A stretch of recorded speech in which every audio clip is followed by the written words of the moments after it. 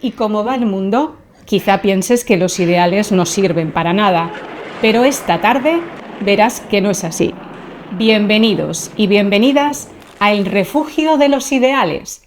Este es un evento para quienes no están dispuestos a mirar hacia otro lado. Es un espacio donde refugiarse de la indiferencia, descansar de la adversidad y reivindicarse contra quienes manejan el mundo en un contexto global convulso y de mucha incertidumbre. Porque sabemos que sin humanidad el sufrimiento crece, sin independencia la ayuda deja de ser justa y sin compromiso las injusticias quedan impunes.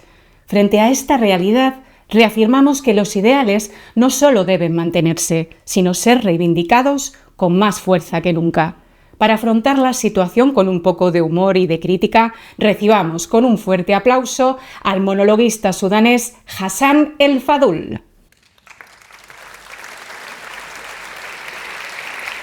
¿Qué tal, Madrid? ¿Escucháis? El micro, creo que el micro no está... Ahora sí, otra vez. ¿Qué tal, Madrid? ¡Qué bien! Bienvenidos a todos, a todas, bienvenidos. Muchas gracias por venir un lunes, lo sé, pero muchísimas gracias. Me llamo Hassan, soy de Sudán. ¿Alguien conoce Sudán? Ah, muy bien, empezamos bien, así me gusta. Llevo un par de años en España y bueno, lo estoy pasando muy bien, pero últimamente tengo un problema. Soy muy flaco, soy muy delgado, es que la verdad no se puede vivir así, no se puede. Aunque estoy comiendo muy bien, pero me cuesta mucho ganar peso. Y hasta que tenía que coger una cita con una doctora, con una nutricionista, para entender mi caso, pues fui a la doctora y me dijo, pues Hassan, si estás comiendo muy bien, el problema 100% será tu rutina. Pues cuéntame un poco qué haces en tu día a día. Y lo dije, pues doctora, mira, es que sabes, la vida en Madrid es muy intensa, ¿no? Pues tengo mucha prisa corriendo de casa al metro, corriendo del metro al trabajo, saliendo del trabajo, corriendo para el metro otra vez y para casa otra vez. Y la doctora me dijo, pues Hassan, párate un poco.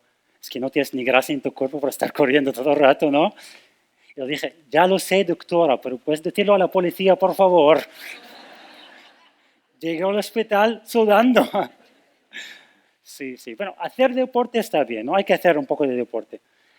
Por eso me apunté al gimnasio, pero creo que fui al peor gimnasio del barrio donde vivo, porque justo en este gimnasio está lleno de chicas y para mí es un problema, porque las chicas y yo usamos el mismo peso, ¿sabes?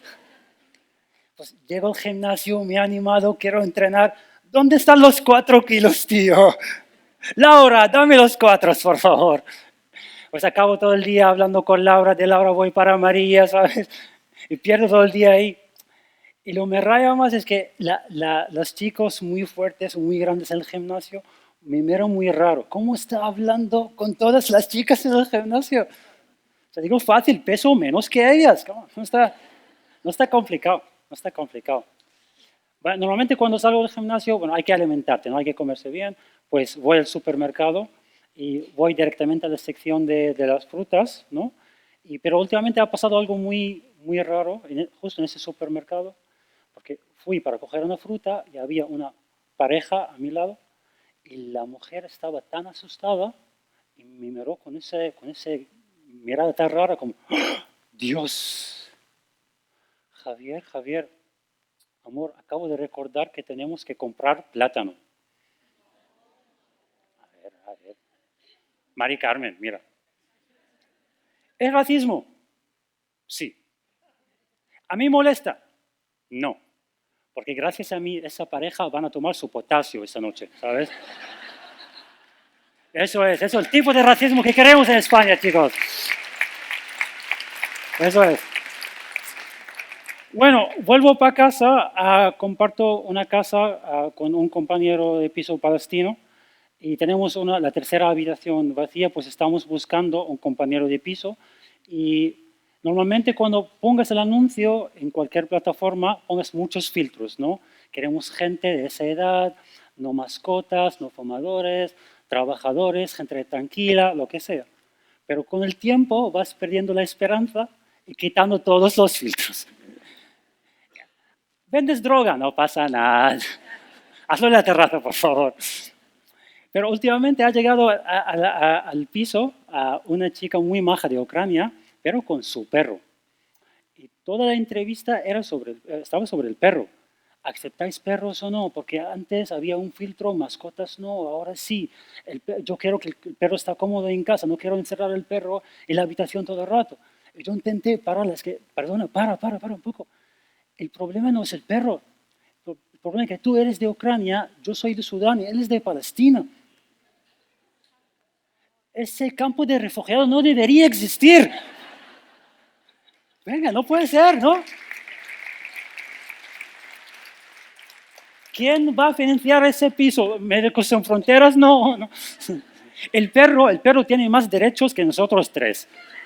El perro se queda, tú lo siento. No se puede, no se puede. No se puede. Bueno, sí, por cierto, bueno, yo soy de Sudán y yo sé que la gente no sabe mucho de mi país, por eso estoy aquí para daros como tres informaciones, tres cosas muy importantes sobre Sudán, ¿vale? Pues empezamos. La primera, Sudán es un país africano. Está ubicado abajo de Egipto, ¿vale? Está por ahí. La segunda, Sudán es un país donde hablamos árabe. Eso significa que somos árabes y negros. Es la peor mezcla que hay.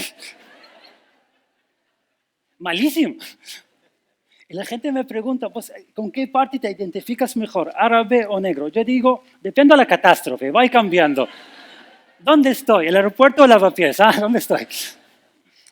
Sí, pero tengo que decir eso porque la gente no sabe mucho de mi país. Y la tercera información es que en Sudán está pasando una guerra muy cruel últimamente, 3 años de guerra, y casi nadie está hablando de la guerra. Es la mayor crisis humanitaria de todo el mundo, casi 16 millones de personas desplazadas, incluso mi familia, y nadie se habla de esto.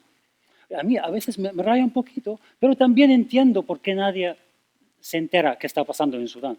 Porque vivimos en un mundo tan horroroso, tan malo, hay muchas guerras, ¿no? Hemos empezado el año con la guerra contra Venezuela, ahora es la guerra contra Irán, y en el medio tenemos Sudán, el genocidio en Palestina, tenemos el Congo, el Líbano, Yemen. Hay muchísimas guerras. Por eso es muy difícil como seguir las noticias. Y por eso yo propongo cambiar el formato un poco. ¿Por qué no hacemos las guerras como el Mundial de Fútbol? Una guerra cada 4 años en un país distinto, ¿no? Así mejor, ¿no? Así mejor, creo. Sí. No sé. Así un poquito mejor. Bueno, yo vivo en Prosperidad. ¿Alguien es de Prosperidad? ¿Dónde están mis vecinos? ¿No? Muy bien. Yo vivo en la mejor parte de Prosperidad, en la frontera, Avenida América, ¿no? Y normalmente cuando bajo para dar una vuelta, en esos meses, no hacía mucho frío, pues bajo, bien abrigado, normalmente voy por el barrio Salamanca. Pero voy, como a veces hace mucho frío, voy con 2 abrigos encima y la gente por ahí van en chalecos. Y no lo entiendo. ¿Por qué dejan sus brazos fuera? Hace mucho frío, tío. Pero al final entendí. Porque hay que tener sus brazos fuera para cualquier movimiento. Para pedir un taxi, ¿vale? Eso es, creo. No sé. Me falta calle, creo.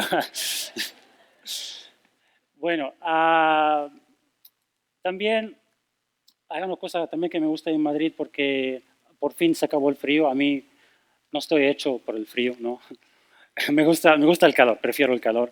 Me gusta Madrid en el verano porque todo el mundo está en las calles, hay muchas fiestas, todo el mundo está bailando. Últimamente, no sé si os fijáis, en todas las plazas de Madrid todo el mundo está bailando bachata. Es muy interesante, ¿no? Fui a una plaza y vi todas las chicas españolas bailando bachata con todos los chicos negros. Muy interesante, ¿no? Pero yo creo que es algo muy bueno para el país, porque dentro de 18 años España va a tener el mejor equipo de baloncesto en toda Europa. Así que viva España. Sí. Pues muchísimas gracias. Gracias por venir para ese evento. Vamos a seguir con el evento, vamos a seguir con el refugio de Ideales. Habéis un público fantástico. Hasta luego.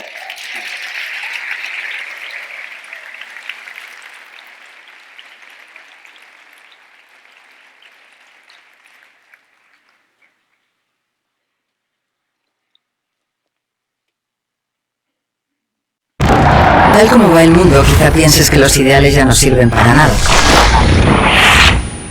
Pues en Médicos Sin Fronteras son muy útiles. Con ideales como el compromiso mantenemos hospitales en zonas de guerra. Gracias a la independencia, ayudamos donde más se necesita, sin depender de la financiación de los gobiernos. Y atendemos a todas las personas, sin discriminación. Eso es humanidad. No renuncies a tus ideales, los necesitamos. Médicos Sin Fronteras, ideales que curan.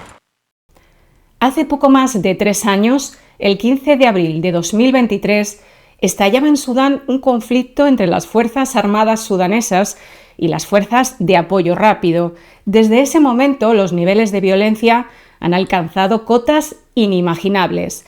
Más de 150.000 muertes y más de 14 millones de personas desplazadas. Estos 3 años de guerra han provocado la que se considera la mayor crisis humanitaria del planeta. La desnutrición, las enfermedades y la violencia sexual se extienden como una mancha de aceite, mientras los propios actores armados y la comunidad internacional dan la espalda a la población y a las obligaciones que les impone el derecho internacional humanitario.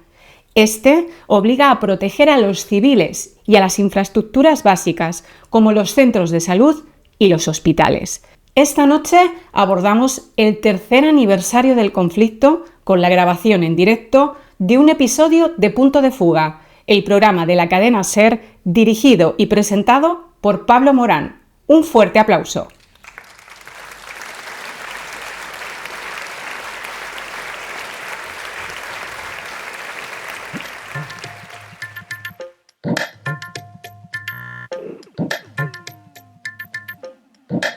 En la cadena SER, Punto de Fuga. Con Pablo Morán. Hola a todos, bienvenidos a Punto de Fuga desde este Teatro de la Latina de Madrid con un maravilloso público que quiero que se le escuche desde casa. Por favor, un fuerte aplauso para que les escuchen desde casa. Estamos felices porque este es el primer Punto de Fuga en 20 años con público y estamos muy orgullosos de que Médicos Sin Fronteras hayan contado con nosotros para hablar de Sudán, de lo que en la prensa llamamos una guerra olvidada, aunque yo estoy realmente más de acuerdo con la definición que hace muy poquitos días, coincidiendo con el 3er aniversario de esta guerra, daba Naciones Unidas, que hablaba de una guerra negada o directamente abandonada por el resto del mundo, porque, bueno, lo escuchábamos ahora, resulta ciertamente incomprensible la indiferencia que provoca, no solo entre quienes mandan, sino también entre la sociedad en conjunto, la indiferencia que provoca la peor guerra del planeta, este conflicto. No hay otra guerra que arroje cifras similares, las escuchábamos ahora. Cientos de miles de muertos, alrededor de 14 millones de desplazados. De hecho, no hay otra guerra en el mundo que arroje estas cifras. Y una hambruna aguda en estos momentos que afecta a más de 21 millones de personas. Es una población que encima sufre ahora lo que estamos sufriendo todos, el aumento de los precios por la crisis energética derivada de la guerra de Oriente Medio, el precio del agua, la amenaza de nuevas herramientas de las guerras del futuro, como son los drones. Bueno, queremos acabar con esta indiferencia esta tarde. Y como repetir estas cifras no es suficiente, pues hoy nos subimos a este Teatro de la Latina de Madrid para, digamos, utilizar nuestras propias armas. Y lo hemos hecho aquí al comienzo con Hassan El Fadul, que yo quiero que me acompañe ahora con nosotros, porque claro, ¿cómo no íbamos a tener en esta charla a alguien de Sudán? Hola Hassan, de nuevo, ¿cómo estás? Gracias por acompañarnos. Ahí está. Oye, qué buen recurso este del humor para que el tema de Sudán aparezca en la conversación pública, ¿no? Porque de otra forma resulta que es muy complicado. Claro, claro. El humor es la manera más fácil para hablar de un tema tan cruel, tan grave. Y es también una responsabilidad. No puedo subir al escenario y hablar de otras cosas y olvidar mi país, ¿sabes? Por eso tengo que hablar, no es algo que me gusta hacer, pero tengo que hacerlo. Es un buen recurso para hacerlo visible y también para resistir o para afrontar un contexto así, Hassan. Sí, también, porque para mí es una manera de sacar todo lo que tengo dentro, todo ese odio, agobio, ansiedad, y sacarlo ahí en una manera un poco informativa, que el mundo sabe algo, se entera algo. Espero que el mundo hoy, todo el público, cuando vuelva a casa, buscan sobre Sudán, aprenden algo sobre Sudán. Eso me hace feliz. Ese es el feedback que recibes del público, es decir, ese interés por Sudán. ¿Hay alguna respuesta del público, alguna reacción que te haya llamado más la atención que otra? Sí, hay gente que no sabe dónde está Sudán, ni en la mapa. Pues eso pasa, pero también no me extraña. No me extraña. Por eso es un trabajo hacer ese tipo de humor. ¿Hay algo de lo que no te atrevas a hacer chistes? Sí, muchas cosas. Por ejemplo. ¿Tenemos a alguien aquí de la otra derecha? No se ha manifestado. No, todavía no, pero me están esperando fuera. Creo. Esto de correr, que la policía corra, de lo que contabas ahora en el monólogo, ¿te ocurre con frecuencia? No, en el principio sí, pero ahora no tanto. Porque ahora soy más rápido que ellos, así que no me da igual. Bueno, yo quiero que te quedes aquí porque se van a ir sumando más gente a esta conversación, a esta mesa, pero precisamente por esto que nos contaba Hassan, por este desconocimiento de lo básico de Sudán, hemos preparado, digamos, una guía básica para que todos aquellos que nos estén escuchando desde casa sepan exactamente de qué estamos hablando.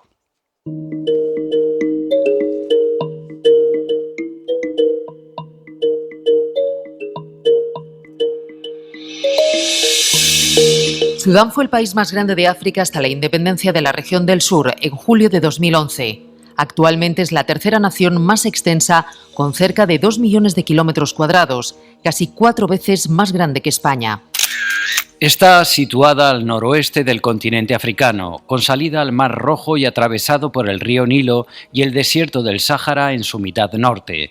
Comparte algo más de 1.200 kilómetros de frontera con Egipto, unos 1.400 con Chad y más de 700 con Etiopía. A pesar de su tamaño, la densidad de la población es baja. Sudán tiene menos de 49 millones de habitantes. 7 millones de ellos viven en la capital, Jartum, la principal urbe de la nación situada en el centro del país. La población del norte es mayoritariamente árabe y musulmana. En el sur perviven las tradiciones locales africanas de la zona. Sudán ha vivido décadas convulsas desde su independencia de Reino Unido y Egipto en 1956. Su historia reciente contempla 2 largas guerras civiles. La segunda, de más de 20 años de duración, terminó en 2005 y también una dura dictadura de casi 30 años liderada por el general Omar al-Bashir. Al-Bashir alcanzó el poder con un golpe de Estado en 1989 y dirigió uno de los regímenes más crueles de la historia universal reciente. La Corte Penal Internacional mantiene 2 órdenes de arresto contra él por crímenes de guerra, crímenes contra la humanidad y genocidio en la región sudanesa de Darfur. El propio ejército le derrocó en 2019 después de meses de protestas masivas en el país por el aumento del precio de los alimentos básicos y la corrupción.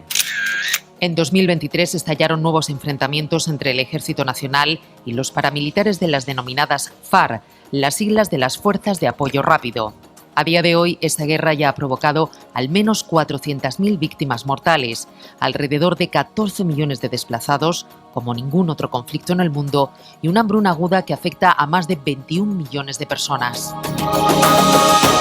Pues así hemos llegado hasta aquí. Se suma a la mesa Esperanza Santos, coordinadora de emergencias de Médicos Sin Fronteras. Muchísimas gracias por acompañarnos, Esperanza. Gracias, buenas noches y gracias a todos los que habéis venido al teatro. Oye, ahí está el aplauso para Esperanza y para todo el equipo de Médicos Sin Fronteras, claro que sí, que está en Sudán desde hace mucho tiempo. ¿Qué representa para vosotros este conflicto en lo que es la gran variedad de frentes y de campañas que tenéis alrededor del mundo, Esperanza? Bueno, como hemos dicho, Sudán es la mayor crisis humanitaria del momento y es yo creo que, si no la más, una de las grandes intervenciones que tenemos en Médicos Sin Fronteras. ¿Cuánta gente tenéis ahí trabajando? Me decías antes que erais es el dato, a mí me ha llamado mucho la atención. Sí, tenemos, personal internacional somos unos 130, unos 140, tenemos contratados 1.600 personal sanitario, hay personal de todo tipo sudanés, y luego trabajamos también en hospitales y en centros de salud apoyados del Ministerio de Salud, y apoyamos a 3.500 trabajadores del Ministerio de Salud. Estamos en el tercer año de este conflicto Esperanza y lo estamos destacando, ¿no? Seguro que nos podéis dar la perspectiva de la factura que ya se ha cobrado este conflicto. Para empezar, y así lo destacáis en vuestras comunicaciones, en cuanto al desmantelamiento de lo que son los servicios esenciales para los sudaneses. Sí, es lo que estamos viendo durante estos 3 años de conflicto. Hemos visto cómo en todo momento se ha ejercido una violencia contra los civiles y sobre todo impera la falta de respeto contra infraestructuras civiles, contra hospitales. O sea, los objetivos militares están por encima de la protección de los civiles y de los servicios, ¿no?, básicos. Hemos visto cómo ciudades están completamente asediadas, sitiadas, se ha jugado y se restringe el movimiento de las personas, el acceso a servicios básicos como es mercado, como es comida, e incluso servicios sanitarios, ¿no? Como decías, muchas de las estructuras de salud ahora mismo, la Organización Mundial de la Salud más o menos calcula que un 70% de las estructuras de salud de Sudán no están funcionales. 70%. Hay que recordar que atacar infraestructuras civiles es considerado un crimen de guerra. Sí. Por eso, que en esto no solo ocurre, como vemos en las noticias diariamente en Oriente Medio, también ocurre en Sudán. Y en estos 3 años, perdona que te diga, ha habido 213 ataques contra estructuras sanitarias o humanitarias. Solo infraestructuras sanitarias. Y humanitarios, ataques humanitarios. Hay varios rasgos de esta guerra que denunciáis, que yo también quiero destacar y que, en fin, hemos visto en otros conflictos. Está el tema de la impunidad, quien perpetra, ¿no?, estos crímenes de guerra de los que estamos hablando, pero también habláis de un patrón de limpieza étnica y de genocidio en Sudán. Háblame de esto. Bueno, lo que hemos visto, como Médicos Sin Fronteras, como organización humanitaria, no somos una organización a nivel legal que podamos definir, ¿no?, qué es lo que estamos viendo. Sí que estamos viendo, como te he dicho, un patrón de violencia indiscriminada contra los civiles y de falta de respeto. Hemos visto cómo hay ataques indiscriminados, como que esto se traduce en un dron, un ataque que cae un proyectil en medio de un mercado lleno de gente, o ataca un depósito de gasolina o ataca una bomba de agua. Entonces está dejando a miles de civiles sin ese acceso. Pero sí que estamos viendo en algunos componentes, como hemos dicho, en el conflicto en Sudán se han vivido otros conflictos y que sí que tenían un componente mucho más étnico. Este conflicto, el objetivo principal es la lucha por el poder, pero claro que todos esos componentes étnicos que han vivido, ¿no?, en Sudán durante otros conflictos sí que tiñen, y es verdad que en algunos momentos de la violencia y de este conflicto sí que estamos viendo cómo ahí se mezclan también los componentes étnicos. Ahora hablaremos también de uno de los capítulos más sangrientos, ¿no?, y más dramáticos de esta guerra, que es el asedio a la ciudad de Al-Fasher. Vamos a escuchar algo de ello, pero bueno, ya con lo que nos estáis contando, sorprende el olvido internacional, en fin, y la indiferencia, ¿no?, que genera esta guerra. ¿Vosotros eso de qué forma lo notáis? Bueno, vemos que, por ejemplo, a nivel de movilización, ¿no?, también de fondos para la ayuda humanitaria, hay menos. Ha habido ciertas iniciativas diplomáticas a lo largo de estos 3 años, pero que rápidamente quedan como en el vacío. O sea, no ha habido una movilización y una presión política a nivel internacional para que se le ponga fin ya de una vez por todas a este conflicto, ¿no?, que está ocasionando pues estas cifras que decimos, que las cifras son 14 millones de desplazados, pero es eso, no son 14 millones de desplazados, son personas como cada uno de nosotros y hoy en esto estamos, ¿no?, en ponerle ojos, cara y boca a esos 14 millones de personas que son seres humanos como tú y como yo. Sí. También yo creo que el mundo no habla de la guerra de Sudán, no solo por ese componente étnico, también porque es una guerra financiada. Como has dicho en el principio, no es una guerra olvidada, es una guerra ignorada. Y se ignora una guerra donde hay como empresas o gobiernos que se benefician del silencio. Silencio no es nada random, está fabricado, está hecho, propuesto. Y además vamos a hablar de eso, Hassam. A mí me habría gustado que se hubiera sumado a esta mesa un compañero de la cadena SER que ha estado allí en Sudán. que ha estado viendo toda esta realidad sobre el terreno. Se trata de Nicolás Castellano, pero las obligaciones profesionales pues, nos lo han llevado a Mali. Con ese ataque que ha habido, ese golpe de Estado que ha habido este fin de semana, le impide estar con nosotros hoy, pero a pesar de que haya tenido que retrasar su regreso a España, nos ha mandado desde allí, desde Mali, este vídeo con este mensaje sobre Sudán. Vamos a verlo. Hola Pablo, hola a todos. Estamos pendientes aquí en Mali de la evolución de estos ataques que se han registrado desde la mañana del sábado en una región, el Sahel, que es clave no solo para la estabilidad de toda esta zona cercana a África Occidental, no solo por las cuestiones humanitarias, con miles de desplazados, no solo en Mali, también en Níger, en Burkina, etcétera, etcétera, sino también por todo lo que significa en cuanto a niveles de desigualdad, de desnutrición y de problemas también para la sanidad básica de buena parte de la población. Médicos Sin Fronteras trabaja en buena parte de esta zona, como lo hace en Sudán, una crisis absolutamente olvidada por la mayor parte de los medios internacionales. En Sudán, si empezamos a sumar las personas que necesitan ayuda humanitaria o las personas desplazadas, estamos hablando de un montante de personas que supera prácticamente la población entera de nuestro país, de España. A Sudán no le hacemos caso, pocos periodistas han tenido acceso, la mayor parte de ellos a Port Sudán, muy lejos de la zona del conflicto. Y lo cierto es que Sudán necesita atención, el Sahel necesita atención, porque más allá de estar pendiente del Líbano, de Irán o del conflicto Oriente Próximo en Ucrania, la situación humanitaria ha quedado absolutamente desplazada porque el eje político de debate, tanto de Donald Trump como de Netanyahu, como de China y también como de Rusia, ha desplazado absolutamente a la población africana. La desigualdad, la conflictividad y también la inestabilidad en lugares como este, que gobiernan juntas militares, está marcando absolutamente a la población. Deberíamos estar mucho más atentos a la situación, pero sin embargo suelen ser presos del olvido. Estas son las razones que nos explica Nico por las que hay que mirar a Sudán, pero quiero sumar también otra voz más, de otro de los periodistas que mejor conoce África en general y Sudán en particular. Es la voz de Xavier Aldecoa, con el que hablábamos hace muy poco en este mismo programa, en Punto de Fuga, precisamente sobre ese capítulo al que hacíamos referencia con Esperanza, esa batalla, ese asedio de la ciudad de Al-Fasher, más de 500 días de asedio sobre esa ciudad de cerco, y hablábamos precisamente con Xavier Aldecoa de las razones que llevaron a ese asedio y algunos actores, terceros actores, que también tienen su influencia en esta guerra de Sudán.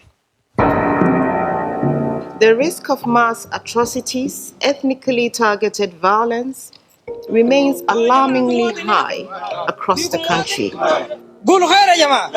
Sexual violence against women and girls is systematic.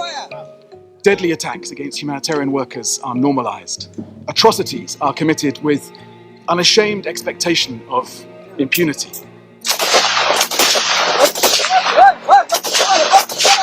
Countless children are forcibly recruited to kill each other. It is difficult to estimate the number of civilians killed.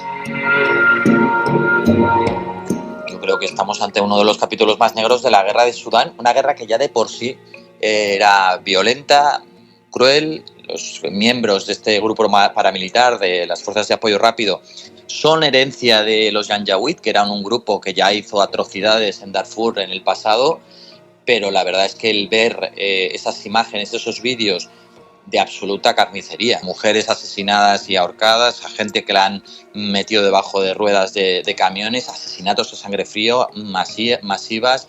Se estaban intentando matar de hambre a la gente que estaba en el Fasher, en esta ciudad, que es la capital de Darfur Norte.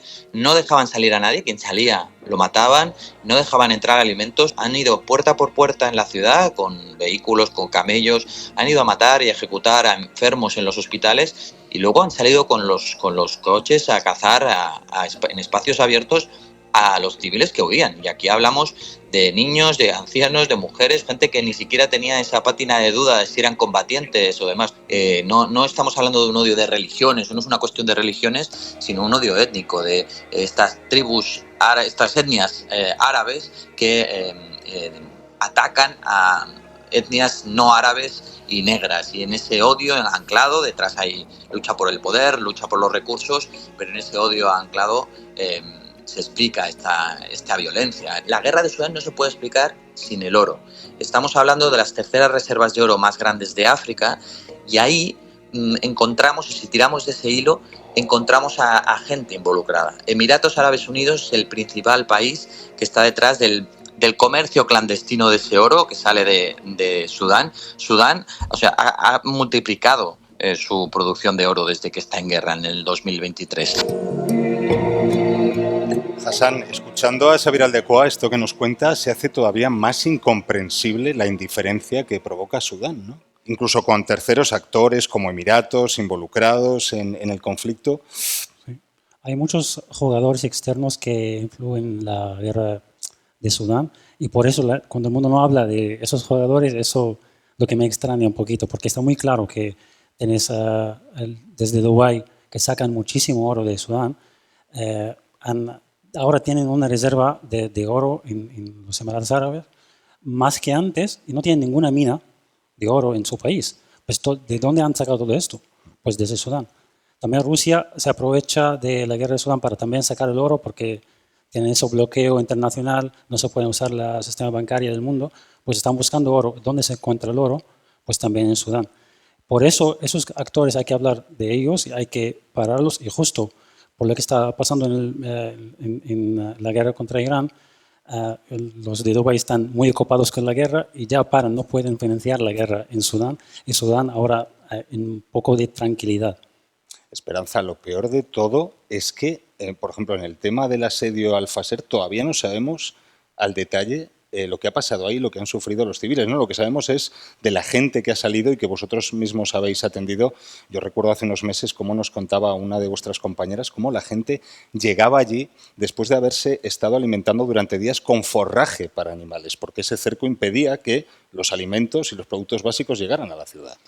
Sí, el episodio del Fasher, y además no es un episodio, son 500 días, exacto. O sea, no es un episodio, la caída del Fasher sí que la podemos enclavar como un episodio, pero realmente es eso, el Fasher es la capital de Darfur y se pasó más de 500 días de asedio, ¿no? Y de sitio y nosotros estábamos trabajando en el Fasher hasta que no tuvimos más remedio que huir, ¿no? Con parte de esa población y mucha gente se desplazó a un campo de desplazados que tenía más de medio millón de personas, que era Zamzam, y fue atacado en abril del 2025. O sea, después de haber sido asediado fue atacado, hubo masacres, hubo mucha violencia sexual, hubo ataques contra pues eso, centros sanitarios.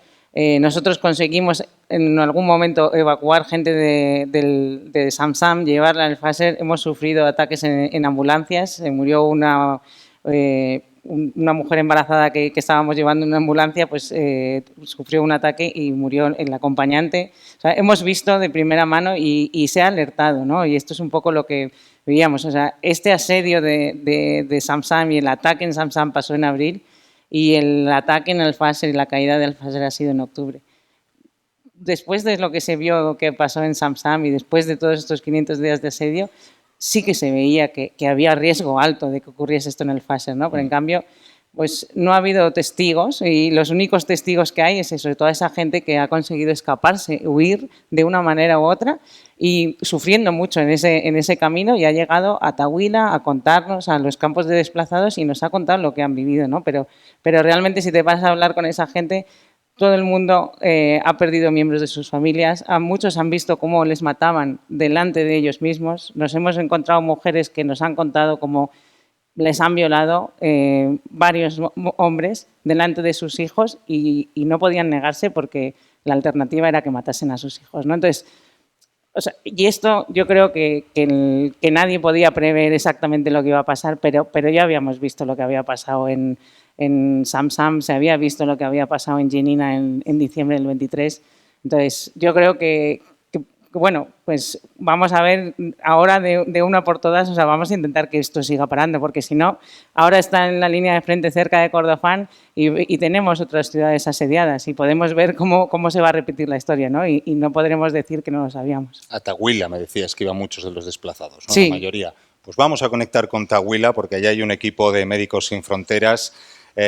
Ahí está, ahí la están viendo a mis espaldas. Podemos sumar a esta conversación a Belén García Alonso de Celada, que es psicóloga madrileña y que forma parte de ese equipo de Médicos Sin Fronteras en esa localidad de Tahuila. Hola Belén, nos escuchas, ¿verdad? Hola, buenas noches, sí, os escucho. Bueno, encantados de tenerte y de verte. Bueno, lo primero, cuéntanos cómo están las cosas, cómo estáis vosotros allí. Bueno, en realidad Tahuila es una ciudad que, como estaba diciendo Esperanza, tiene un campo de refugiados gigantesco. Ahora ya van por 800 personas desplazadas, perdón, refugiadas, y en realidad hay muchas organizaciones que están trabajando aquí ahora porque se necesita la ayuda. Médicos Sin Fronteras ya lleva un tiempo trabajando aquí y lo que estamos es asombrados y aterrados con las historias que la población nos cuenta, ¿no? Cuéntanos alguna que te haya impactado especialmente, Belén. Pues es que yo creo que lo terrible es que casi todas son iguales. Al final, esta parte de la que hablabais antes, de que es una violencia indiscriminada, se ve claramente cuando puedes acceder a hablar con la población. Al final van encadenando violencia tras violencia. Es una población completamente traumatizada, que todavía no ha encontrado la manera de sentirse en un lugar seguro, porque igual que en otros momentos sentían que podían haber terminado el conflicto y ha vuelto a llegar. Entonces, los testimonios son de, bueno, pues un encadenamiento de violencias, desde, pues primero les atacan, les queman las casas, entonces mientras están huyendo, bueno, pues es que al final les cazan porque no hay nada que nos pueda recordar a la humanidad. Entonces es una especie de suerte de cazar.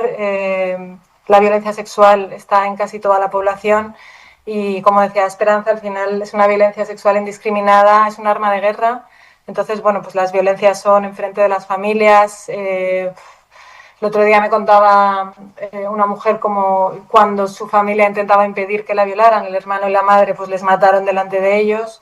Luego la violaron, todos los soldados, a ella y a su hermana pequeña, para luego dejarlas, ¿no? Y que ellas tengan que seguir huyendo, sobreviviendo como pueden, hasta que consiguen llegar hasta Tahuila, pero hay gente que tampoco llega a Tahuila, ¿no? O sea, alrededor de Tahuila, que es también donde tenemos proyectos de emergencia ahora enfocados en la salud mental y en la violencia sexual, hay mucha gente que en su camino para intentar llegar hasta aquí no ha podido llegar, entonces están en lugares que tienen mucho menos acceso a recursos y muchas menos organizaciones que pueden apoyar también. Yo quiero subrayar ese aspecto, Belén, que nos apuntabas, el de la utilización del cuerpo de la mujer como arma de guerra y el impacto de la violencia sexual en muchos de esos supervivientes.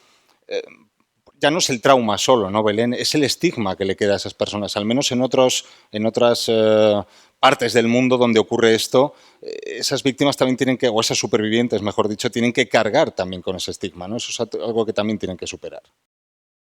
Claro, es que la violencia sexual es la parte más complicada porque reúne todas las consecuencias de toda experiencia traumática en general, pero añade, como suma la vergüenza, suma la culpa y, por supuesto, el estigma. Entonces, cuando una de las maneras que trabajamos en salud mental para poder lidiar con lo traumático tiene que ver con ponerle palabras, tiene que ver con apoyarse en las redes comunitarias, con la violencia sexual no se puede. Entonces, no se habla de ello precisamente por el miedo al estigma, y al no hablar de ello se dificulta mucho, primero, poder integrarlo, ¿no? Poder trabajar lo que han vivido, y segundo, y muy importante, poder acceder a los servicios y a la ayuda. La violencia sexual es una emergencia médica y necesitan poder acceder a los recursos para que podamos ayudar, ¿no? Entonces, como no se habla del tema, al final tienden a aislarse. La sociedad sudanesa, bueno, Hassan igual me puede corregir, pero mi impresión es que la sociedad sudanesa, o la que yo he conocido, funcionan mucho en lo comunitario, construyen redes muy sólidas. Incluso esto es una de las grandes pérdidas de este conflicto, que arrasan con ciudades enteras, llegan a otro sitio, construyen un campo de desplazados y construyen otra vez una comunidad, se organizan. Entonces, el apoyo comunitario es muy importante, y con la violencia sexual esto tampoco lo pueden tener. Hassan, ahí está Belén, trabajando en Tahuila, atendiendo a sudaneses. No sé si tú le quieres decir algo.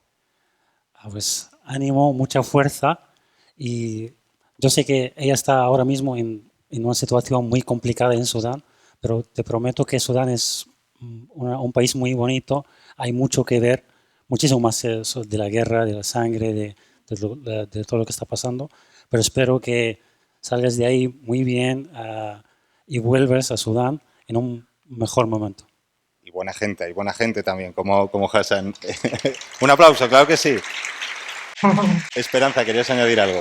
No, justo iba a decir eso, ¿no? Que también, o sea, que yo creo que no terminar esta parte, sino dando valor también a la gente de Sudán, a la resiliencia, a las mujeres de Tahuila, porque realmente es eso, es una sociedad que no nos quedemos solo en el conflicto. O sea, yo quiero de verdad poner en valor, ¿no? Los valores comunitarios que tienen, la acogida que tiene la gente de Sudán. Y realmente es eso, o sea, aún en las peores condiciones vas allí y te acogen y te sientes como en casa. Entonces yo creo que esto hay que ponerlo en valor también. Claro que sí. Oye, no queremos cerrar el programa sin asomarnos a otro escenario caliente de nuestro planeta como es Oriente Medio. Desde luego que motivos no nos faltan, ustedes lo saben, con todos los frentes que tenemos en la región, Irán, Líbano, Gaza, Cisjordania. De todo esto vamos a hablar con Joan Tubau, que es coordinador de emergencias de Médicos Sin Fronteras para Palestina. Lo tenemos en Amán, si las conexiones nos lo permiten, que no sé ahora mismo si va a ser posible. Ahí lo tenemos. Hola Joan, ¿cómo estás? Saludos desde Madrid. Muy bien, buenas noches. Bueno, ¿cómo están las cosas allí? Cuéntanos. Yo, que he estado esta mañana revisando todo, cómo están las cosas, he visto, por ejemplo, a Donald Trump y a Netanyahu, en concreto a Netanyahu, mucho más preocupado por el intento de atentado a Donald Trump que, en fin, por los miles de muertos y asesinados que lleva Israel a sus espaldas en estos casi ya 2 años y medio largos, ¿no? Bueno, que Donald Trump esté más preocupado por el atentado a sí mismo es comprensible. Pero bueno, evidentemente lo que es terrible es la situación en la región, ¿no? Y hoy, a día de hoy, a pesar de que estamos en medio de dos altos al fuego, que tanto uno como el otro son muy precarios, bueno, de hecho de 3, pero bueno, al final lo que demuestra es que la situación es precaria en toda la región, es precario el alto el fuego en Irán o en la guerra entre Israel, Estados Unidos e Irán, pero lo es como lo es en Gaza, donde los bombardeos son cotidianos, son constantes, aviones, drones, disparos desde la marina israelí disparando desde el mar y conflictos propios de diversas facciones palestinas también en Gaza, ¿no? Y lo mismo está pasando en el sur del Líbano con la misma precariedad de alto fuego, con lo cual el alto fuego, desgraciadamente, es una mala señal de la situación en la que pasa hoy la región de una manera general. Nosotros en la radio le llamamos un alto el fuego a la carta, ¿no? Tanto al de Gaza como al del Líbano, ahora Irán ya veremos. Esto, Joan, ¿cómo condiciona vuestro trabajo? Sé que lo condiciona porque habéis tenido muchas dificultades para desarrollar vuestra tarea allí. Nosotros tenemos muchísimas dificultades, entre otras cosas, porque, como estoy seguro que todos sabéis, desde hace aproximadamente 3 meses, el Estado de Israel, las autoridades de Israel nos negaron la presencia del personal internacional, de los compañeros de diversas nacionalidades, y por lo tanto estamos trabajando hoy en Gaza y en Cisjordania. Pues los compañeros gazatíes y cisjordanos son los que trabajan sobre el terreno y los demás procuramos darles el mayor apoyo posible. Eso en sí mismo es una situación difícil para MSF. Nos gusta estar cerca de la gente, nos gusta que nuestros equipos estén juntos y se den energía unos a los otros. Y bueno, eso se suma pues a una situación que en el caso de Gaza y de Cisjordania, muy diferente, continúa siendo terrible, por diversas razones y de manera diferente. A mí me gustaría, Joan, que nos detuviéramos unos minutos en Cisjordania, porque es quizás uno de los escenarios a los que menos se presta atención en esa región, ¿no? Al final, una crisis se solapa con otra, Gaza tapa Cisjordania, pero Líbano tapa Gaza, Irán tapa Líbano. Al final, en el fondo está Cisjordania. ¿Qué nos puedes contar de la situación allí ahora mismo? Bueno, no voy a comparar la situación de ninguno de esos lugares que has mencionado, que todos son terribles, pero probablemente la situación de Cisjordania, como tú muy bien dices, es que una vez más pasa la violencia que sufren las familias, que sufren las comunidades, la constante humillación que sufren las poblaciones, el acoso constante pasa realmente desapercibido y en muchos casos se convierte en una moneda de trueque en función de los otros intereses de la región, ¿no? O sea, un alto el fuego en el Líbano o un alto el fuego en Gaza se tiene que compensar de alguna forma para básicamente acallar las tensiones de la política interna de la región, en particular del Estado de Israel, y esa moneda de trueque es Cisjordania, donde la violencia continúa continúa acechando a la población constantemente y donde en particular los colonos pues continúan acosando la vida cotidiana de la población, no permitir que los pastores cuiden de sus rebaños, haber impedido la cosecha de las aceitunas, el privar que la gente se desplace, visite a sus familias, llegue a los hospitales, que las mujeres puedan dar a luz en un hospital. Esa es la realidad del día a día de la población de Cisjordania. Bueno, tengo aquí varias preguntas para varios de vosotros que nos ha trasladado muchos de los asistentes. Por ejemplo, una pregunta para ti, Joan, de Alfonso Gómez Crespo y Celia Crespo. Te preguntan a ti en concreto, ¿qué solución real ves al conflicto de Gaza? La pregunta del millón, también te lo digo. Es la pregunta del millón y creo que nosotros no somos en Médicos Sin Fronteras expertos en buscar soluciones permanentes, sino en aliviar el sufrimiento de la gente que desgraciadamente pasa por momentos difíciles. Pero bueno, la solución que vemos nosotros y la solución que ve la gente de Gaza y que Espe conoce muy bien es que pare la violencia, paren los bombardeos, se abran los pasos que comunican Gaza con Israel y con Egipto para que puedan entrar medicamentos, para que puedan entrar combustible, para que puedan entrar comida, para que puedan reunirse las familias, para que puedan salir la gente que sufren condiciones médicas que no pueden ser atendidas en Gaza. Entonces, esa no es quizá la situación definitiva, pero es la situación que necesita la gente hoy. Es la solución, que necesita la gente hoy. Vamos a volver a Sudán con una pregunta de Antonio Gómez y Celia Zafra, para ti, Esperanza. Bueno, ya hemos tratado el tema o ya hemos apuntado a algunos de los actores, ¿no?, que están involucrados en esa guerra de Sudán. Y nos pregunta Antonio y Celia quiénes apoyan a las fuerzas gubernamentales y a las fuerzas de apoyo rápido en este conflicto de Sudán, a los paramilitares. ¿Oficialmente o Oficialmente. No? Oficialmente ninguno. Nadie dice que está apoyándoles. Ese es el problema. Sabemos que, como bien ha dicho Hassan, y hemos escuchado a Miquel, ¿no?, los Emiratos Árabes Unidos es el principal exportador y explotador del oro de Sudán y en especial de Darfur. Sabemos que Rusia tiene intereses económicos. El problema es ese, ¿no?, que haya oro, que tenga salida al Mar Rojo, que haya pozos de petróleo, crea unas condiciones que sí que hace que la gente tenga interés en Sudán, aunque no hablemos, pero sabemos que Arabia Saudí, que Egipto, que Turquía, que Estados Unidos, o sea, más allá de Emiratos, que citábamos antes. Sí, yo creo que hay diferentes también implicaciones, o sea, luego ya cada uno, pero ya te digo, esto yo no me sé tan al detalle, o sea, así que probablemente Miquel te sepa decir exactamente cuántas armas, cuánto dinero pone cada uno, pero sí que sabemos que sin financiación y sin apoyo externo no aguantaría 3 años este conflicto, ¿no? Y también lo que estamos viendo y lo que nos preocupa mucho es cómo se está extendiendo este conflicto de Sudán a los países limítrofes. No solo ya por el flujo de refugiados, ¿no?, que tenemos más de 1 millón en Chad, más de 1 millón de personas han cruzado la frontera con Sudán del Sur, sino incluso implicaciones dentro del conflicto. Ya ha habido conflicto en la frontera con Chad, ya ha habido en muchas de las zonas fronterizas con Sudán del Sur que sí que están viéndose afectadas por el conflicto, incluso por Etiopía, ¿no? Entonces, el riesgo también de que este conflicto de Sudán incluso se extienda por toda la región, que ya es una región muy vulnerable y muy inestable. Totalmente. Y una tercera pregunta que tengo aquí para Belén, que no sé si la tenemos todavía ahí en la conexión, creo que sí. Es una pregunta que, aunque ella esté en Sudán, quizás me la sepa responder, es sobre el Líbano. Belén me pregunta, Andrea Guerrero, ¿qué impacto está teniendo el conflicto del Líbano en los menores de edad? Y si se está prestando asistencia psicológica. Entiendo que sí, porque, en fin, es una de las de los trabajos que más hacéis, ¿no?, en las zonas de conflicto, sí, también ofrecer ese tipo de ayuda. No sé si está Belén. Belén no está, pero pues te ha tocado. Bueno, ¿está? No sé. Bueno. Os estoy escuchando. Y verte no te estamos viendo ahora mismo, ahora sí. Bueno, los menores de edad, pues lo de siempre, los menores son la población más vulnerable, por supuesto.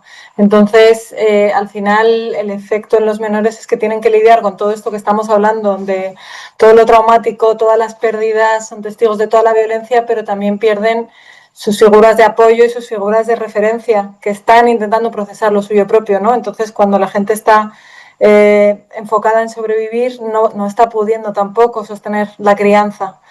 Entonces, bueno, desde la salud mental y Médicos Sin Fronteras siempre tenemos en cuenta a los menores y todos los programas están pensados de tal manera que podamos dar algo de alivio a esta situación y poder apoyar a los progenitores, si los tienen, o si no a las personas que se hacen cargo, y a ellos mismos, a través de distintas, pues desde el juego, desde la psicoeducación, desde distintas herramientas con las que contamos.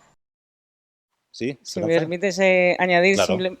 tanto en Sudán como en cualquier conflicto, ¿no? Una de las cosas que se hacen, que a lo mejor la gente no conoce, pero son los espacios seguros, ¿no? La creación de espacios seguros para los niños, porque al final, y un espacio seguro es, pues eso, como muchos otros no tienen una escuela, no tienen un sitio de jugar, no tienen un sitio donde juntarse, simplemente el hecho de crear una tienda de campaña o un recinto que sirve para que los niños se junten, jueguen y hagan actividades juntos, ya es mucha ayuda, ¿no? Para la salud mental y para el apoyo psicosocial. Entonces, yo creo que esto se genera para todas las comunidades, pero creo que es uno de los principales componentes, por ejemplo, que intentamos hacer en todos los lugares de conflicto.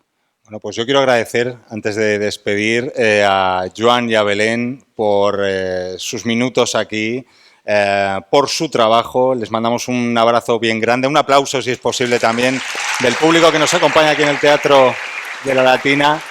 Mucho ánimo a los dos y suerte en el trabajo que os queda por delante. Gracias. Y gracias también a Esperanza, a Hassan por habernos acompañado en el punto de fuga de hoy. También a ustedes, el público, ya les digo, es el primer programa que hemos hecho en 20 años que llevamos con Punto de Fuga en la cadena SER, con público, con ustedes. Y gracias también a Javier Bañuelos en la producción y a David Nieto en la técnica. Como siempre les decimos, gracias porque son ustedes parte fundamental de este mundo que también importa. Muchísimas gracias.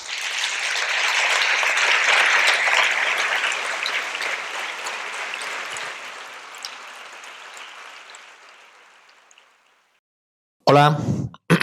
Hola, sí. Soy yo. El que está colgado aquí, en la percha. Sí, el chaleco. Por favor, ¿podéis encender mi foco? Gracias, mucho mejor así. Probablemente, cuando pensáis en Médicos Sin Fronteras, lo primero que se os venga a la mente soy yo. Me he convertido en un símbolo. No me gusta ser presumido, pero os puedo decir que represento los ideales de las miles de profesionales que me llevan puesto cada año. Quienes me conocen me identifican con el compromiso, la independencia, la ética médica o la humanidad. Además, siempre estoy junto a quienes necesitan ayuda médico-humanitaria en algunos de los momentos más complicados de sus vidas. Esta noche me gustaría marcharme a casa con una de las personas que estáis en el teatro, porque si habéis venido hasta aquí para escuchar las necesidades de quienes están atrapados en Sudán, las de los que sobreviven huyendo de la violencia o las de las mujeres que recorren kilómetros a pie para dar a luz, es porque vuestros ideales también curan. Y para que os haga más ilusión si cabe tenerme en casa, he pedido a todas las personas que participan aquí hoy que me dejen su firma. Estad atentas y atentos hasta el final, porque ese numerito que os han dado a la entrada será la clave para poder llevarme a casa. ¡Mucha suerte! Bonjour, je m'appelle Serge. J'ai une toute petite anecdote que j'aimerais partager avec vous. J'ai rejoint l'équipe d'MSF il y a de cela 2 ans déjà, et je me souviens de cette scène qui s'est déroulée pendant que nous distribuions de l'eau au camp. Il y avait 2 dames qui étaient venues pour chercher de l'eau sur notre point d'eau avec de tout petits récipients. Alors je me suis approché d'elles pour chercher à savoir pourquoi ne sont-elles pas venues avec des récipients beaucoup plus grands. Et elles m'ont fait savoir qu'elles sont venues de très loin. Elles sont venues juste chercher de l'eau pour boire à la maison. En effet, elles m'ont confié que les points d'eau qui étaient proches de chez elles sont uniquement utilisés pour la lessive et la cuisine. Alors, elles se sont déplacées de loin jusqu'ici pour prendre de l'eau uniquement pour boire. Parce que lorsque leurs enfants boivent cette eau, ils n'ont pas de soucis de maladie et ils ne font pas la diarrhée. Grâce à notre engagement auprès des personnes vulnérables, nous mettons de la rigueur et du sérieux dans le travail que nous faisons. Et cela fait toute notre différence sur le terrain. Dans le camp de réfugiés où nous travaillons, il y avait à l'époque plusieurs acteurs qui faisaient le même travail que nous, mais nous étions pratiquement le seul acteur à traiter de l'eau avec du chlore, et cela de manière permanente. L'engagement envers les personnes vulnérables est essentiel. Chaque geste basé sur l'engagement est plus efficace et surtout rempli d'humanité. Merci de vous intéresser à notre travail. Presidio Giris.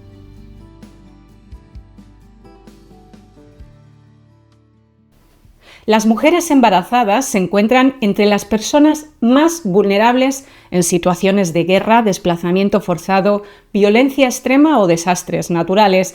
En el tiempo que te cuento esto, una mujer morirá por complicaciones relacionadas con el embarazo o el parto. En todo el día de hoy morirán más de 700 mujeres por este motivo. La mayoría de estas muertes podrían evitarse si estas mujeres recibieran atención obstétrica adecuada y de calidad, pero en muchos países esa atención no existe o muchas mujeres no pueden recibirla. El compromiso de Médicos Sin Fronteras es ofrecer asistencia médica antes, durante y después del parto. Para ahondar en esta acción médica, demos la bienvenida a la escritora Elvira Lindo y a nuestra matrona Gema Latorre.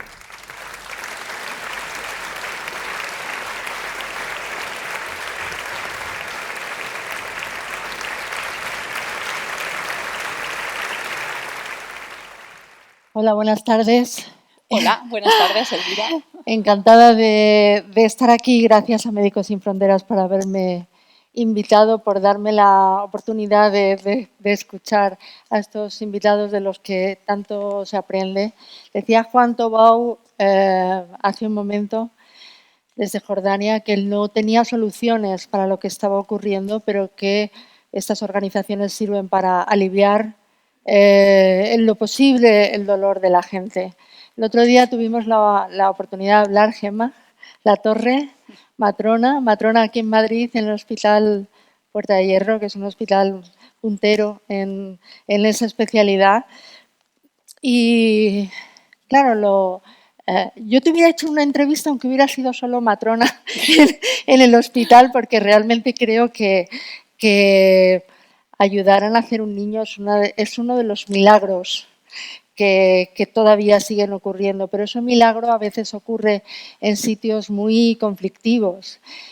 A mí me gustaría saber por qué una mujer con una carrera consolidada como era la tuya, de repente algo se le enciende en la cabeza y dice, bueno, yo no solamente quiero ver parir a las mujeres aquí en mi país, donde tenemos una sanidad que nos ampara, sino en aquellos sitios en los que mujeres tienen que hacerlo de manera desamparada. ¿Qué es lo que ocurrió en tu cabeza?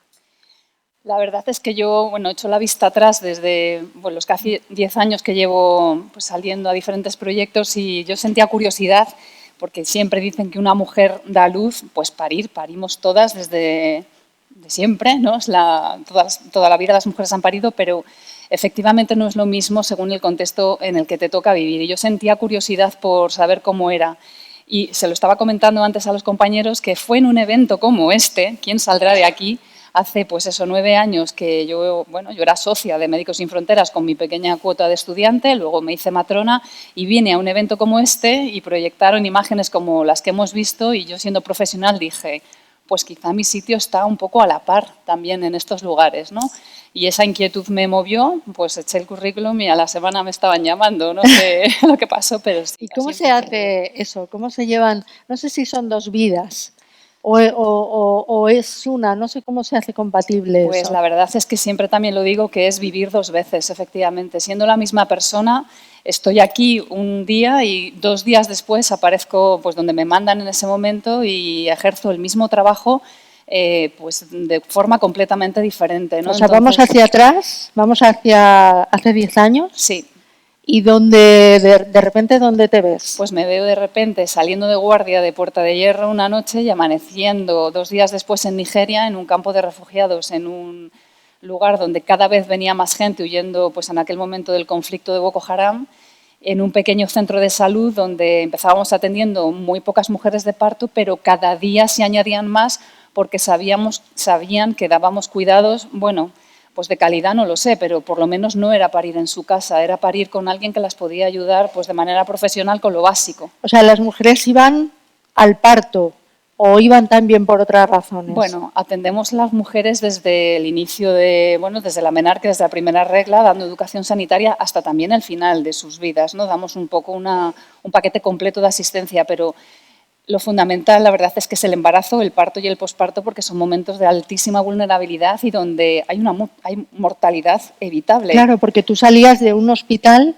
donde tienes de todo, tienes anestesia, una incubadora, sangre, yo qué sé, sí. Y de repente te ves allí, en ese campamento, ¿y con qué cuentas para hacerlo? Claro, esto es lo que a mí me cambia y donde me tengo que situar mucho, ¿no? Porque efectivamente yo en mi hospital de aquí, en un CHIS, ¿no? Pues me salen médicos, enfermeras, anestesistas, pediatras, entonces es fácil, ¿no? Delegar, pero pues en estos lugares estoy con un equipo que siempre trabajamos con los equipos que trabajan allí ya, el personal contratado localmente, pero con pocos recursos. Realmente para un parto no hacen falta tantas cosas ni especializaciones, hace falta conocimientos porque una emergencia obstétrica es algo importante en el que una mujer pierde la vida en muy pocos minutos si no actúas y sobre todo si no lo sabes detectar.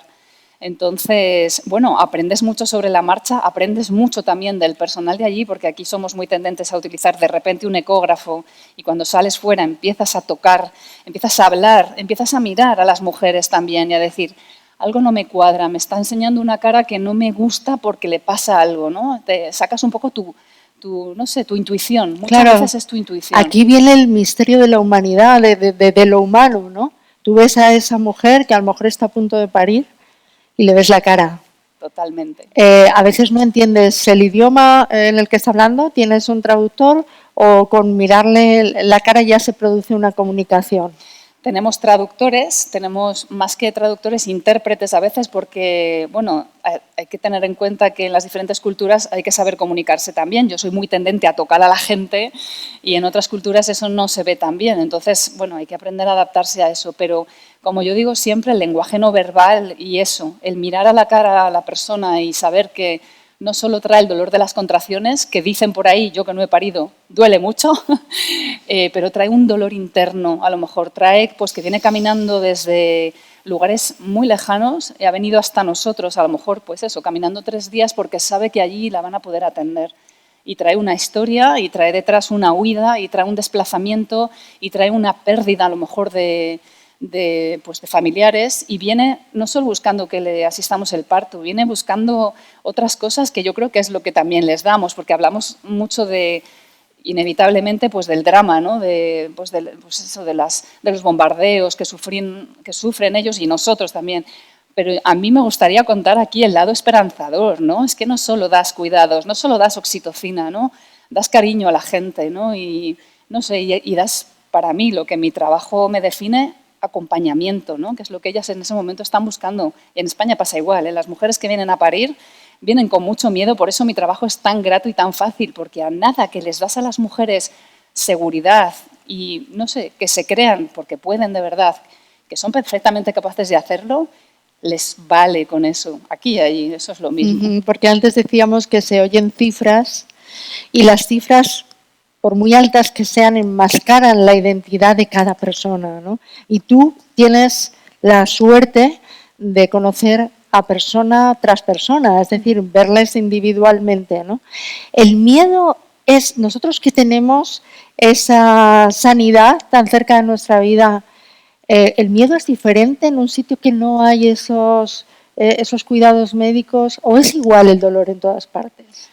Yo creo que es algo inherente a las personas también, aunque la causa sea distinta. Y como digo, una mujer que viene a parir a mi hospital, de hecho vienen con mucho miedo, ¿no? y que hay que reconducirlo, ¿eh? Y eso produce un bloqueo también, que no las deja a veces, pues eso, hasta que les das una seguridad, no las deja pues tener una buena experiencia. Pero te quiero decir, Gemma, que aquí para una mujer es casi inconcebible perder un hijo. Totalmente, sí. ¿Qué ocurre en culturas donde se da por hecho que eso puede ser? Sí, efectivamente, las mujeres allí tienen muchos hijos, a lo mejor hablamos de 8 o 9 hijos, y cuentan con la posibilidad de que 3, 4 a veces no van a sobrevivir. Pero bueno, yo siempre digo que el dolor de una mujer que pierde un hijo, eso es igual en todas partes, aunque la manera de expresarlo sea diferente. Perder un hijo es algo antinatural que no debería ocurrir nunca, igual que perder una mujer de parto, pudiendo evitarlo, ¿no? Entonces, una mujer a la que se le muere un hijo, que yo lo he visto allí y lo he visto aquí también, sufren, estoy segura, de la misma manera, aunque no lo expresen igual.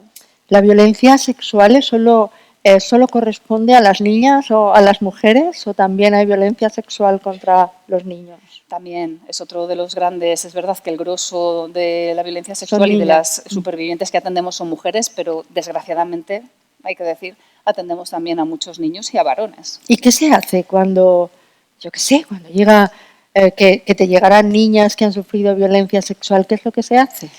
Bueno, es la parte más difícil quizá del trabajo y, como decía nuestra compañera Esperanza, lo primero el mensaje que hay que mandar es que la violencia sexual es una emergencia médica y que los minutos corren en tu contra porque hay muchas cosas que se pueden hacer de entrada médicamente para que las consecuencias se minimicen. Siempre va a haber consecuencias, pero pueden ser menores si actúas desde el principio. Nosotras, las matronas en concreto, nos ocupamos de la parte médica y luego está el equipo de psicólogos que va a hacer un tratamiento mucho más a largo plazo para curar las heridas o para tratar de cicatrizar las heridas psicológicas y la mella que eso va a dejar en sus vidas. ¿Los traumas son distintos cuando se viven colectivamente? Es una de las características que vemos en estos contextos por la coyuntura y es porque pues, yo he sido testigo de atender a mujeres que las habían violado en grupo y las atiendes a todas a la vez y luego por separado. Quizás, no sé, el ver que no eres la única que está pasando por esa situación es de alguna manera, bueno, alentador porque el tratamiento lo puedes hacer de forma conjunta y porque ves, igual que en los partos, que otra mujer que está pasando lo mismo que tú quizás te puede ayudar a su manera también a sobrellevarlo. Cuando vuelves aquí, ¿piensas que de alguna manera se ha perdido la idea de comunidad? Es decir, que las mujeres allí siguen ayudándose unas a otras. Eso es algo precioso, la verdad, que aprendo siempre de los proyectos y es por eso, ¿no? Porque las mujeres hasta que llegan al hospital tienen que andar muchos kilómetros y a veces vienen con sus hijos y dejan a otros en sus casas. Bueno, pues los que se dejan en sus casas los atienden el resto de las mujeres de la comunidad y allí vienen acompañadas de hermanas, de madres, de amigas, de no sé, hay una red muy estrecha de colaboración entre ellas que creo que aquí hemos perdido un poquito. Yo vivo en un edificio en Madrid donde creo que mi vecina de abajo está embarazada, pero no sé, yo porque como veo embarazadas en todas partes me acerco a ella, pero antes de eso no nos conocíamos de nada. Me he acercado a ella porque digo, oye, que sepas que estoy arriba, pero si no, no sé ni quién es, ¿no? Y eso es una pena. Yo creo que eso es algo que en la época de mis abuelas, a lo mejor, se hacía en los pueblos, ¿no? Se ayudaban más entre ellas y había más sentido de comunidad como pasa en estos lugares. O sea que hay mucha más confianza ahora en los profesionales o las profesionales que te tienen que decir cómo te... Sí, yo creo que sí, no. Hay, no sé, para mí un exceso de información, te cuentan tantas cosas que la gente o las pacientes vienen a nosotros con muchísimos conocimientos, tanto que a veces digo, madre mía, la pregunta que me ha hecho, que no sé ni de lo que me está hablando, porque han leído en sitios... Y nos hemos olvidado de lo básico, ¿no? Sí. Que es básico, ¿no? Sí. Y no sé, yo creo que lo que te contaba tu madre, tú que hablábamos de una maternidad joven, lo que tu madre te contaba o lo que tu tía veías cómo ella amamantaba a sus hijos, ¿no? Eso pues se ha perdido un poco y tendríamos a lo mejor que volver a lo de antes un poco, sin olvidar, por supuesto, el conocimiento de ahora. ¿Qué es lo que tiene que tener una matrona de entendimiento de lo que es una mujer, de lo que es una persona? Aparte de sus conocimientos médicos, ¿qué es lo que tiene que tener de intuición psicológica? No sé, yo creo que lo que más agradecen las mujeres de verdad es que les des seguridad y que las acompañes. Yo soy una matrona muy pequeña, que no hace falta gran cosa por eso me gusta, ¿no? Porque no hacemos grandísimas cirugías, atendemos a las mujeres acompañándolas y los partos al final, si tú aprendes a detectar un poco las hemorragias, es fácil, entre comillas, saber qué es lo que te viene, ¿no? Entonces, bueno, es lo bonito. Aquí igual sale alguna matrona porque lo estoy vendiendo así, porque de verdad es agradecido como nada y no sé, yo creo que esto es algo bastante universal también, ya que he podido trabajar en diferentes países y veo cómo son mis compañeras en otros lugares y digo, si es que somos del mismo palo, al final se nos nota un poco. Tenéis algo en común, hay algo en común, ¿no? Que es el cuidado de la mujer, al final, no sé, esa empatía, un poquito de sororidad, que se habla de eso mucho ahora, y huelga decir que hay matrones hombres también, en mi hospital hay varios y, vamos, trabajan igual de bien que nosotras. Sí, dijiste que llegaste a Nigeria, también has estado en Colombia, en Sudán. Sí. ¿Has estado? Sí. ¿Qué sentías ahora cuando veías Pues imagínate, con todas las cosas que han contado, y tengo un montón de historias en la cabeza también de mujeres en concreto a las que he visto, de mujeres que huyeron, una paciente en concreto que vino del campo de Samsam precisamente.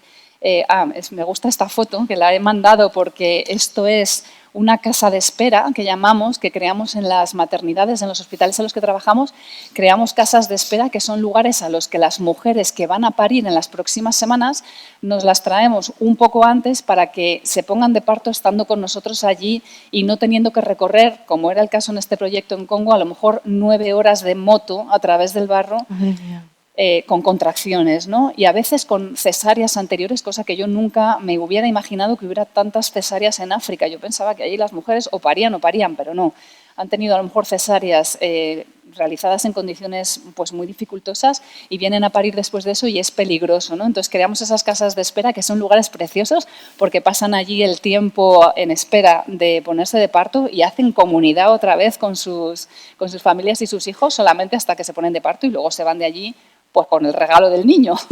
¿Hay una actitud hacia ti de esas mujeres? Quiero decir, ¿qué crees que sienten hacia esa persona que va a cuidarlas? Bueno, yo solamente, quiero decir, yo voy allí como pues, un poco coordinando un equipo de gente que trabaja allí. No soy una más, yo no creo que...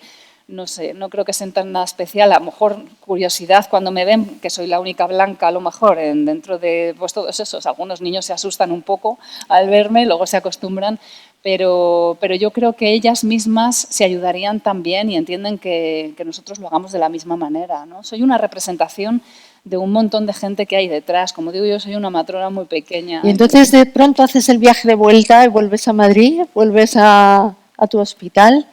¿Y cómo es ese primer día después de haber vivido en un lugar tan difícil? Pues eso es durísimo, la verdad. Para mí volver es mucho más difícil que ir, ¿no? Me cuesta a veces más adaptarme otra vez a la vida de aquí porque pues hay que hacer un ejercicio otra vez de saber que estás aquí, de que tengo la sensación de que hay mucho derroche, de que valoramos a lo mejor un poco una sanidad tan potente que tenemos, ¿no? El recurso de pues eso, de vivir a 5 minutos de un centro sanitario donde te atienden profesionales, donde las mujeres, yo no he visto en mis años de profesión, que ya voy sumando unos cuantos, nunca morir a una mujer por causa de parto directamente. Nunca he visto eso.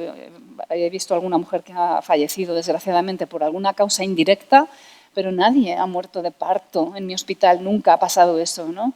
Y entonces llego aquí y digo, ojo, y las mujeres estamos pidiendo aquí cosas y allí piden sobrevivir, ¿no? Bueno, porque eso me parece importante. Parece que uno no tiene que compararse nunca, o sea, como si compararse fuera a veces reaccionario. Y hay veces que tendríamos que compararnos un poco con los que nada tienen, sé si ¿no? compararse, pero por lo menos es que es valorar. un verbo que no está de moda. Sí, es que comparar es verdad que es difícil cuando no te has visto en esa tesitura, pero por lo menos valorar. Valorar Ya. me gusta más como verbo, no sé, valorar lo que tenemos, valorar pues los profesionales que hay, valorar los recursos, cuidarlos y, como yo digo también, que es por lo que me metí en esto, pues equilibrar la balanza, ¿no? Porque yo no hice nada por nacer aquí, yo me tocó, es una lotería que nos ha caído, no sabemos por qué, pero hay otras que han nacido allí y tampoco saben por qué.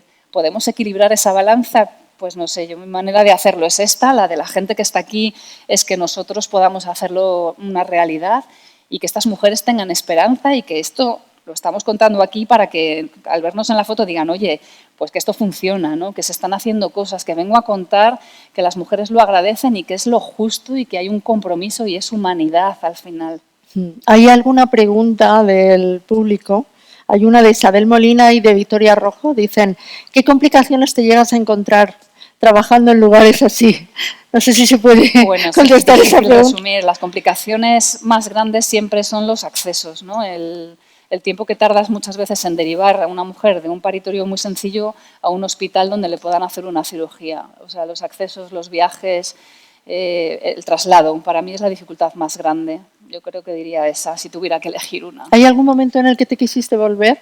Y dijiste, nunca. No. Estando allí, jamás. Sí. Siempre me quiero quedar, ese es el problema. Pero hay que volver, ¿eh? Hay que volver. Y entre los que trabajáis en Médicos Sin Fronteras, ¿qué se crea? porque uno necesitará el calor de... Bueno, haces una familia, pues que es tu segunda familia, es la gente con la que vives, trabajas y pasas los pocos ratos de ocio que tienes en el mismo recinto, además, con lo cual, pues unos lazos brutales, la verdad. Y para terminar esta pregunta de Carmen Molinero Fraguas y María Ángeles Rodríguez Rosalén, ¿tenéis algún programa, esto es interesante, ¿tenéis algún programa de formación de matronas? Me encanta la pregunta porque cuando leo quién la hace, que son docentes que me han formado a mí como matrona. Ah, vale, vale. Y ahora lo estoy viendo, entonces por eso me lanzan la pregunta. A lo mejor hay muchos programas y de hecho es uno de los pilares fundamentales. No solo estamos para dar asistencia, sino para, bueno, formarnos en conjunto, porque esto es un intercambio, que yo también siempre lo digo. No vamos allí con el chaleco, que somos tendentes a pensar, con el chaleco voy a formar allí a todo el mundo. Intercambiamos los saberes. Pues yo aprendo mucho y mucho más, a veces 10 años aquí de profesión son como 4 meses allí. Pero los programas de formación creo que es lo que al final permanece, ¿no? Porque tú atiendes a las mujeres el tiempo que estás, pero nosotros no nos quedamos, vamos a la emergencia y luego nos vamos. Pero la formación que dejas o lo que has compartido con ellas se quedan allí y eso permanece para siempre, eso es lo bonito. Y lo que ellas me enseñan a mí, me lo quedo y me lo llevo a mi hospital también. Qué bien. ¿Cuánto me gustaría compartirlo alguna vez?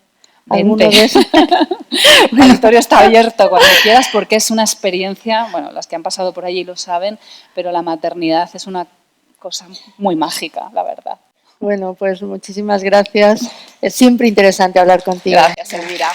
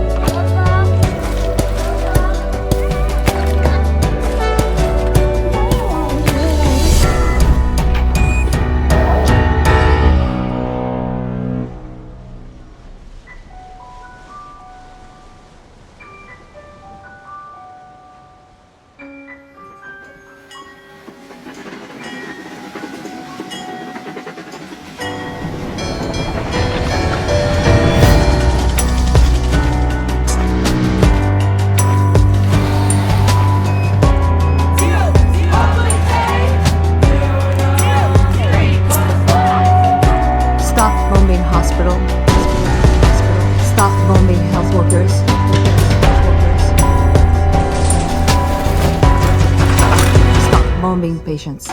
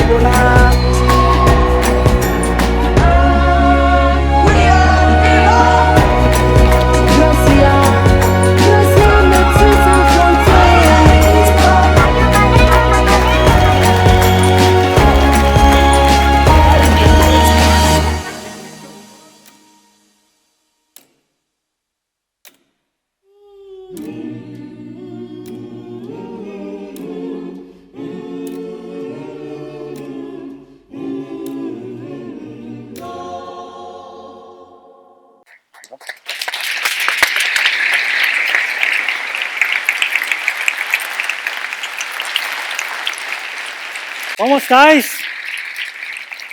¿Cómo lo hemos pasado? ¿Bien? Muy bien, pues ese evento está llegando al final, lo siento mucho, pero queda una cosa, queda solo una cosita. Tenemos que saber quién va a llevar a su casa ese bonito chaleco. Pues nos queda el sorteo, ¿vale? Pues antes que empezar con el sorteo, os pido dos cositas. Primero, el numerito que lo han entregado en la puerta, que tengas ese numerito en mano, por favor. Eso es lo primero. Muy bien, muy bien. Escucho ruido, eso me gusta. Muy bien. Muy bien, vamos. Ok. Y lo segundo, que estáis atentos a la pantalla, por favor, porque el número va a salir en la pantalla, ¿vale? Número en las manos, ojos en la pantalla. Ok, empezamos con el sorteo. ¿Preparados? Ya está, ok, está rápido. Pues 146. ¿Dónde estás? 140. ¡Aquí! ¡Vamos! ¡Sube, sube, sube! ¡Qué bien!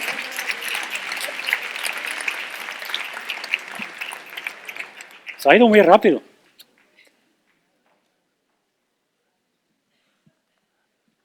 Vamos a aplaudir, vamos.